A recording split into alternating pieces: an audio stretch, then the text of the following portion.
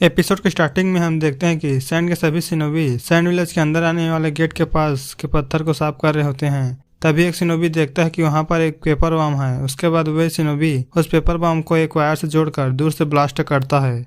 इसके बाद हमें सैंड विलेज के अंदर बताया जाता है जहां मीटिंग हो रही होती है कि नए काजे चुनने के लिए, और वहां पर लॉर्ड बाकू भी होते हैं जो ये सब सुन रहे होते हैं। उसके बाद मीटिंग समाप्त होती है। तभी एक शिनोबी दौड़ते हुए आता है और वो लॉर्ड बाकू को बताता है कि एक दुश्मन का जाल पत्थरों के बीच में पाया गया है।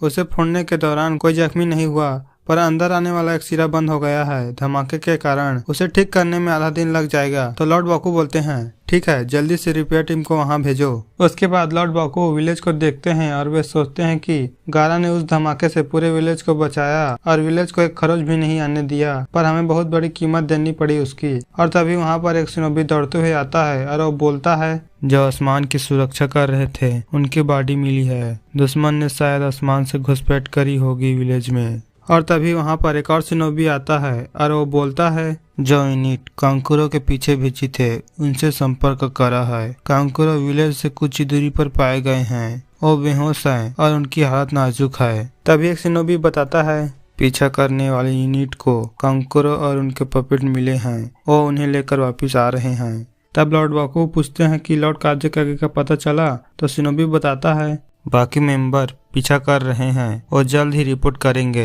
तो हम देखते हैं कि वहाँ के सभी शिनोबी मर जा चुके होते हैं और वहाँ पर देइदारा भी होता है जो बोलता है तुम लेट हो सासुरी मेरे यार, मुझे लगा था तुम्हें दूसरों को इंतजार करवाना पसंद नहीं। तब सासुरी बोलता है हाँ, पर जब मजा आ रहा होता है तो समय जल्दी बीतता है। और सासुरी देइदारा को यह भी कहता है कि तुम्हें 1 टेल मिल गया ना, तुम्हारा मिशन पूरा हुआ, इसके बाद मेरा मिशन करेंगे। पर सासुरी जिसे पकड़ना चाहता है उसे खुद पता नहीं कि वो कहाँ है। वो सोच रहा होता है कि अगर खुद वो मेरे पास चल कर आ जाए तो कितना आसान होगा। और वे एक चिंचुरी की बात कर रहे होते हैं। और देइदारा सासुरी को पूछता है कि वह किस तरह का चिंचुरी की है। तो सासुरी बताता है वैसे अगर हमें वो ना भी मिला तो कोई भी शिकायत नहीं करेगा, क्योंकि हमने एक चिंचुरी की पकड़ चुके हैं। और उसके बाद हम देखते हैं कि नारुतो और काकाशी सेंसेई आ रहे होते हैं। तभी साकुरा बोलती है नारुतो मुझे पता है तुम जल्दी पहुंचना चाहते हो, पर साथ चलो। और तभी वह टिमारी को देखती है जो सैंड विलेज जा रही होती है और वे उसके पास जाते हैं। उसके बाद हमें सैंड विलेज में बताया जाता है जहां पर कांकुरो को जल्दी से ऑपरेशन रूम में ले जा रहे होते हैं, जहां मेडिकल निंजा देखते हैं कि उसका शरीर में जहर तेजी से फैल रहा होता है। उसके बाद हमें टिमारी को बताया जाता है जो हैरान हो जाती है जब उसे पता चलता है कि गारा को अकात्सुकी ने किडनैप कर लिया है। उसके बाद काकाशी सेंसेई कहते हैं हमें सैंड विलेज पहुंचने में करीब 2 दिन और आधा दिन लग जाएगा, जल्दी करो। उसके बाद वे वहाँ से निकल जाते हैं। उसके बाद हमें ट्रीटमेंट रूम 3 में बताया जाता है जहां कांकुरो के शरीर में फैल रही जहर के बारे में लॉर्ड बाकू को बताया जाता है कि ये जहर नए तरह का जहर है, हमें इसे ठीक करना नहीं आता। ये सुनकर लॉर्ड बाकू चिंतित हो जाते हैं। उसके बाद हम देखते हैं कि देर रात हो चुकी होती है। फिर भी टीम काकाशी सेंसेई अभी भी जा रहे होते हैं जहां नारुतो सोचता है कि इताची की बातें, नारुतो वो इंसान है जिसके पीछे अकात्सुकी है।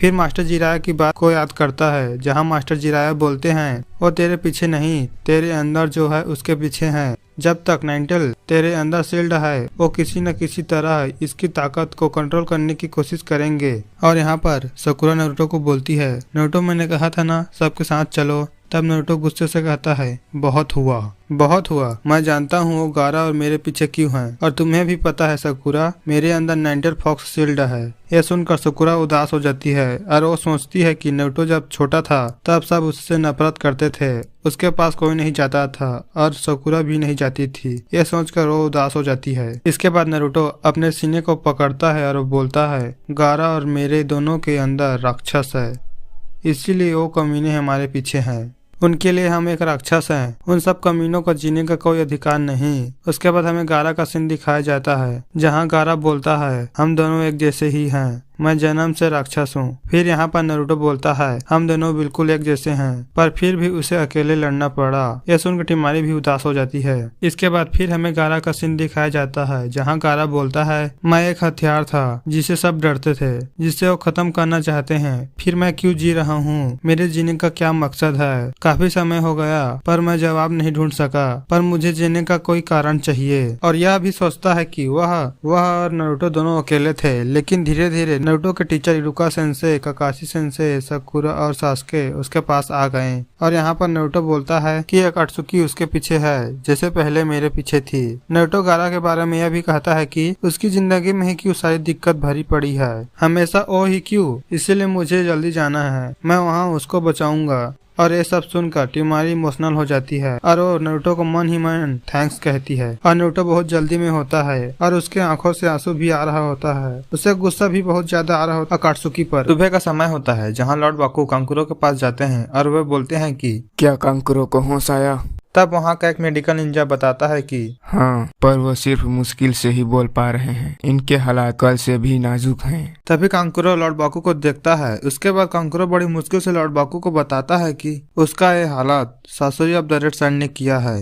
ये सुनकर बाकू हैरान हो जाते हैं और वे बोलते हैं कि समझ गए हो, तो वो है इस सब के पीछे। उसके बाद लॉर्ड बाकू वहाँ से चले जाते हैं। फिर वे एक शिनोबी को कहते हैं कि पीछे करने वाली यूनिट से कहो अभी वापिस आए। तब वह शिनोबी बताता है कि उनसे संपर्क नहीं हो पा रहा है। जैसा कि हम जान रहे होते हैं कि देदारा और सासुरे ने उन सब शिनोबी को मार दिए होते हैं और यहाँ पर लॉर्ड बाकू पछता रहे होते हैं कि उन्होंने देर कर दी और वे बोलते हैं कि अब उन्हें ही बुलाना पड़ेगा। और लॉर्ड बाकू लेडी चियो और उनके ब्रदर के पास जा रहा होता है मदद मांगने के लिए। उसके बाद हमें टीम काकाशी को बताया जाता है जो सैंड विलेज जा रहे होते हैं जहाँ साकुरा फूड पिल्स खाती है तो काकाशी सेन से बोलते हैं फूड पिल्स सिर्फ इमरजेंसी के लिए होती है, तुम्हारे उम्र की लड़कियों को तो बिल्कुल भी नहीं खाना चाहिए। उसके बाद साकुरा और तेजी से नारुतो के पास जाती है और वो नारुतो को बोलती है नारुतो, तुम उससे पहले मिल चुके हो ना, हिताची उचिहा से, और वो तुम्हारे पीछे है।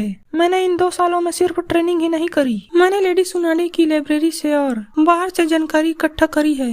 और साकुरा यह भी कहती है और अब जो चीज मुझे परेशान कर रही थी वो मुझे समझ आ गई। इसके बाद हमें फ्लैशबैक बताया जाता है जहाँ सास्के बोलता है मेरा कोई सपना नहीं पर मकसद है, मैं अपने खानदान को आगे बढ़ाऊंगा एक आदमी को खत्म करके। उसके बाद थोड़े आगे का सीन दिखाया जाता है जहाँ सास्के बोलता है सिर्फ मैं ही उसे मार सकता हूँ, मुझे बदला लेना है, मुझे ताकतवर बनना होगा, मेरे पास आराम करने का टाइम नहीं, मुझे ट्रेनिंग करनी होगी।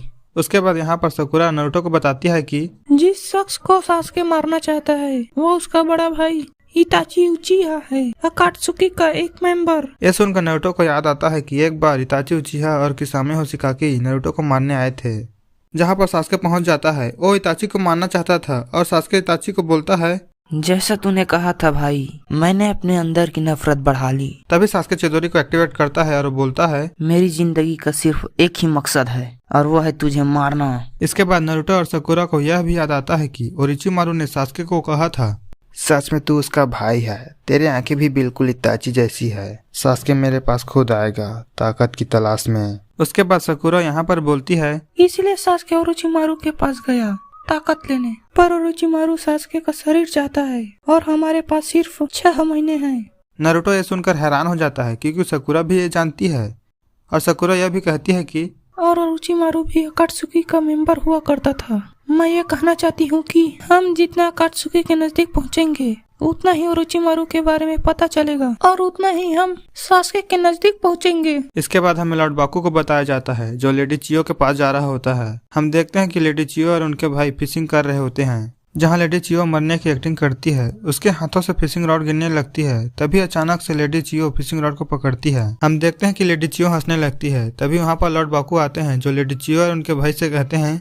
मैं आपसे मदद मांगने आया हूँ। तो लेडी चियो बोलती है पुराने किताबों की गठरी वहाँ बाई और रखी है, अब हमारा क्या जरूरत पड़ गई। तब बाकू बताते हैं कि एक अकात्सुकी नाम की गैंग सुकाकू को ले गई, अगर कुछ नहीं करा तो बहुत बड़ा संकट आ सकता है। तब लॉर्ड चियो के भाई एबिजो बोलते हैं ये तुम्हारी जेनरेशन है, तुम्हें खुद संभालना होगा। तो बाकू बोलता है आप दोनों के सारे लैंड से अच्छे संबंध हैं, यहाँ तक कि उन विलेजेस से भी जिनके हम दोस्त नहीं। आपके पास जो जानकारी है वो हमें कहीं और से नहीं मिल सकती। तो लेडी चियो बोलती है हम सालों पहले रिटायर हो चुके हैं, अब हमारा इस दुनिया से कोई संबंध नहीं।